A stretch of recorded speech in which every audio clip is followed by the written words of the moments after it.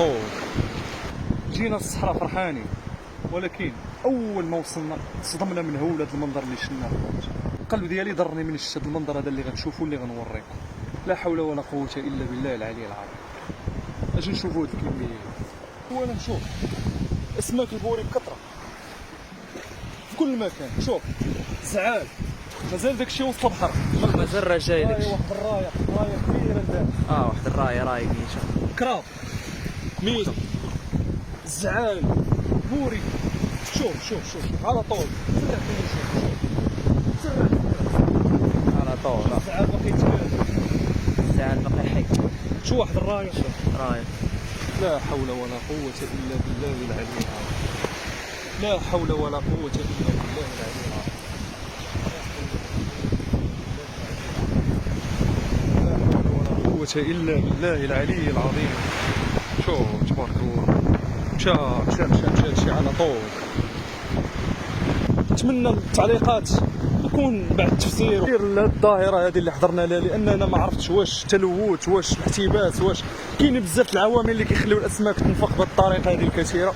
المهم نتمنى الميساج يكون وصل. بوري في كل مكان مشى على طول هذا الشاطئ هذا اللي كتشوفوا. شوف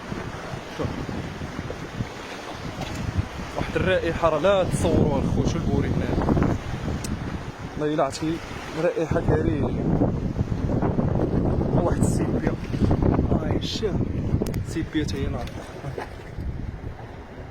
يعني فيما دورتي وجهك كتلقى الحوت. ومعنا الرئيس ايوب فيشينغ اللي ديما كيكون في هاد المصايد هادو الخوت. واش كتقول اخويا ايوب؟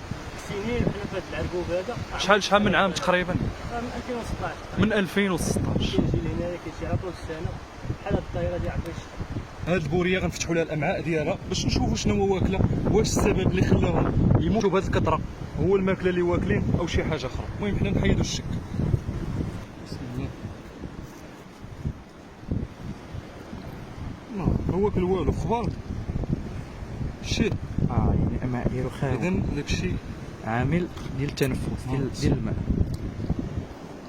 كبده باقا مزيانه الا المراره اللي مفقوسه. شي هذه المراره ديالها. المراره كانت منفوخه بزاف. المراره ديالها شو قداش هذه؟ شوف هذه كامله خضوريه ديال المراره. ثلاثه في النقص. يعني واش الحوت كامل غتكون المراره عند منفوخه؟ علم لله خوت.